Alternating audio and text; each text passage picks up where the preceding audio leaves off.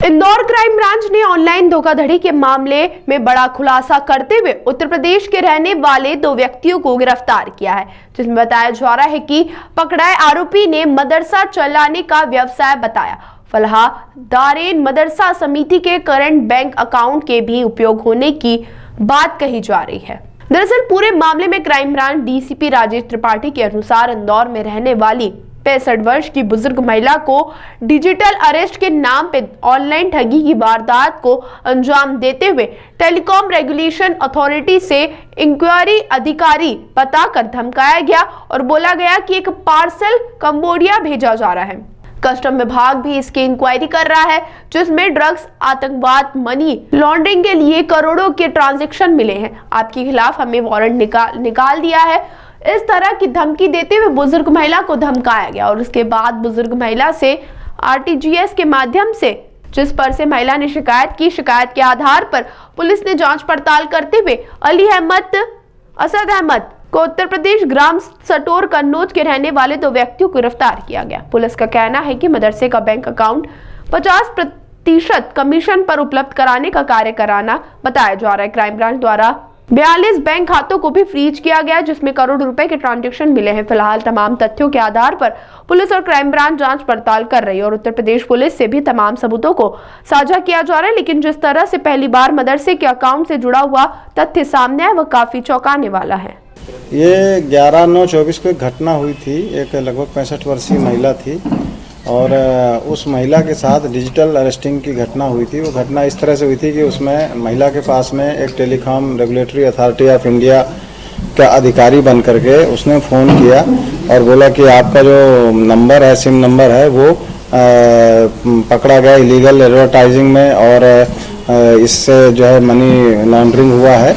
इस तरह से उसको पहले बातों में लिया और फिर बाद में उसको काफ़ी डराया धमकाया। फिर सीबीआई ऑफिसर बन करके फर्जी तरीके से उसको करीब 4-5 दिन लगातार उसकी डिजिटल अरेस्टिंग में उसको रखा था और फिर बाद में उनके मनी को जांच करने के उद्देश्य से फिर उसके पूरे पैसे लगभग 46 लाख रुपए का ट्रांजैक्शन अपने डिफरेंट अकाउंटों में करा लिया था।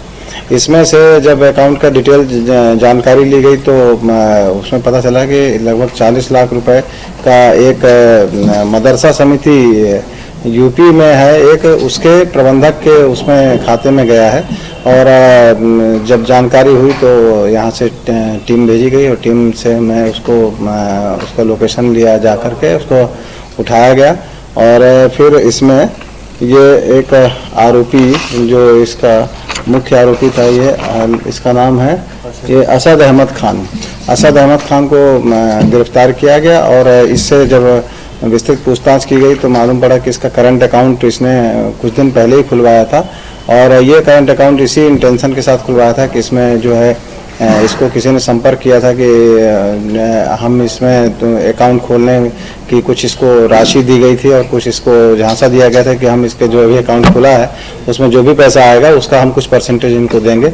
और इस तरह से ये उनके लालच में आकर के इसने ये अकाउंट खोला और फिर इससे अन्य जो भी रजिस्टर अन्य भी जो फ्रॉड के मामले थे उसमें लगभग 1.5 करोड़ का इसका पूरा ट्रांजैक्शन हुआ है। उसकी जांच करने के बाद फिर इसको अरेस्ट किया गया है और साथ में चूंकि इसके अकाउंट खोलने में, मदरसा समिति के अकाउंट खोलने में इसके पिताजी का भी इसके दस्तावेज इसमें पाए गए थे और इसमें जो एटीएम वगैरह था वो उसके पिताजी के पास पाए गए, तो उसके पिता को भी इसमें, अली अहमद खान को भी इसमें अरेस्ट किया गया। इसका जो 46 लाख रुपए का जो डिजिटल अरेस्ट हुआ था, इसमें 40 लाख रुपए इसके अकाउंट में गए हुए थे। ब्लैकमेल करने वाला ये था सर? इसमें ब्लैकमेल की पार्टी इसमें दूसरी है। ये इसमें मुख्यतः डिजिटल अरेस्ट में 3 तरह की पार्टी काम करती है। एक तो वो जो अकाउंट सेल करते हैं और अकाउंट लेते हैं, दूसरी पार्टी अकाउंट कलेक्ट करती है, तीसरी पार्टी इसमें उनको ब्लैकमेल करती है। तो अब इनके थ्रू हम ब्लैकमेलर तक पहुंचने की कोशिश कर रहे हैं।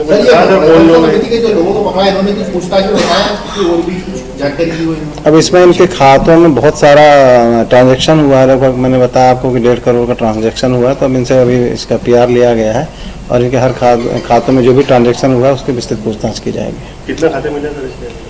अभी इसमें टोटल 9 खाते मिले हैं इनके मदरसा समिति के। तो सभी खातों को हम इसमें इसके जो ट्रांजैक्शन है उसको फ्रीज करने की तैयारी कर रहे हैं और इनके हर खातों की इनकी जांच की जाएगी, किसमें कितना ट्रांजैक्शन हुआ है और कौन से और कौन से फ्रॉड के पैसे इसमें आए हैं वो देखा जा रहा है।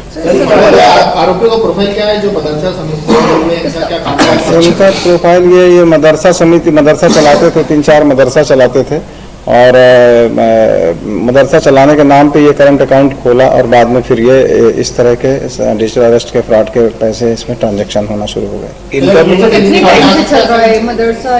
क्या न्यू कोई ये जिस दिन ये फ्रॉड हुआ है उसके लगभग 15-20 दिन पहले ये करंट अकाउंट खोला गया, इससे ये समझ में आ रहा है कि ये मदरसा के पर्पज से कम और ये फ्रॉड के पर्पज से ज्यादा खोला गया। मामले को लेकर मदरसा से इस तरह से लिंक आ रहा है पूरे मामले में, तो क्या उत्तर प्रदेश पुलिस से भी संपर्क किया जा रहा है? हाँ, इसमें हम ये अभी इनका चूंकि पुलिस रिमांड लिया है और पुलिस रिमांड लेकर अब इनके हर पहलू की जांच की जाएगी। यदि उसमें और कोई कभी इन्वॉल्वमेंट मदरसा में किसी का इन्वॉल्वमेंट मिलता है तो उनकी भी गिरफ्तारी ये इन्वेस्टिगेशन ये अभी हम इन्वेस्टिगेशन में है, अभी इसे चूंकि पीआर पर मुलजिम है उससे बातचीत करके ये सब चीजें क्लियर करें।